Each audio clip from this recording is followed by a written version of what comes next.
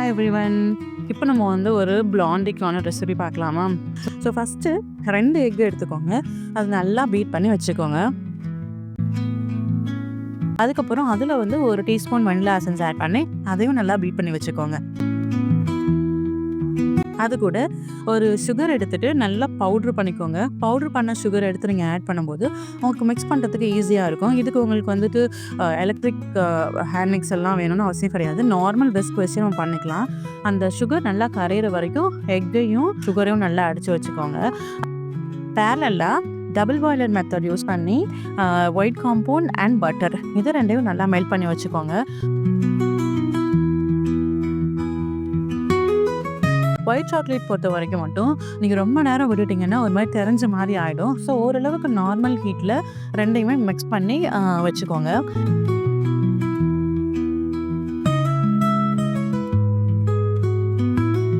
இப்போது இந்த egg mixture and this white chocolate mixture இது ரெண்டையும் நல்லா ஆட் பண்ணி மிக்ஸ் பண்ணிக்கோங்க. ஸோ இதை ஆட் பண்ண உடனே உங்களுக்கு வந்து நல்லா கெட்டியாக இருக்க மாதிரி இருக்கும். அது ஒன்றும் பிரச்சனை இல்லை. அப்படி தான் அந்த கன்சிஸ்டன்சியே வரும். அது ஏன் எப்படி ஆச்சுன்னு கவலைப்பட தேவையில்லை.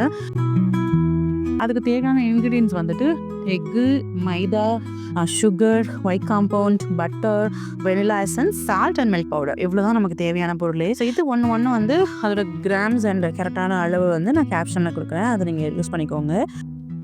இப்போ வந்து நெக்ஸ்ட்டு ட்ரை இன்க்ரீடியன்ஸ் ஆட் பண்ணலாம். ட்ரை இன்க்ரீடியன்ஸ்க்கு மைதா அண்ட் மில்க் பவுடர் இது ரெண்டையும் ஒன்றா எடுத்து வச்சுக்கோங்க. அதுலேயே கொஞ்சம் பிஞ்ச் ஆஃப் சால்ட்டும் ஆட் பண்ணிவிடுங்க.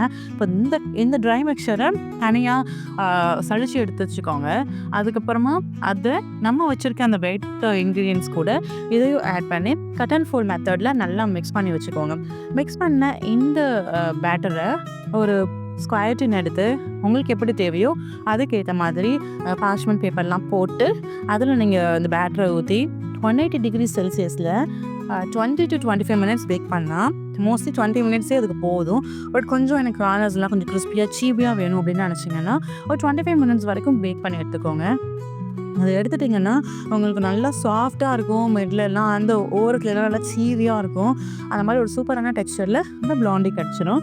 இதுக்கப்புறம் உங்களுக்கு ஏதாவது நட்டல்லாவோ இல்லை வேறு ஏதாவது டாப்பிங் வேணும் அப்படின்னா அந்த டாப்பிங் கூட போட்டு இந்த பிளாண்டியை ஃபினிஷ் பண்ணிக்கலாம். சாப்பிட்றதுக்கு ரொம்ப நல்லாயிருக்கும். நீங்கள் எல்லோரும் ட்ரை பண்ணி பாருங்கள். பார்த்துட்டு ரிவ்யூஸும் ஷேர் பண்ணுங்கள். வேறு ஏதாவது டவுட்ஸ் இருந்தாலும் சொல்லுங்கள். ரொம்ப ஈஸியான ரெசிபி தான். பண்ணுறதுக்குமே வந்து ரொம்ப நேரம் தேவைப்படாது. ஒரு 1/2 hour to 45 மினிட்ஸ்க்குள்ளே பேக் பண்ணியே முடிச்சிடலாம். அதுக்கப்புறமா நமக்கு வந்து என்ன டாப்பிங்ஸ் வேணுமோ அதில் ஆட் பண்ணிக்கலாம். ப்ரௌனி எப்படியோ அதே மாதிரி இதுவும் ரொம்ப டேஸ்ட்டாக இருக்கும்.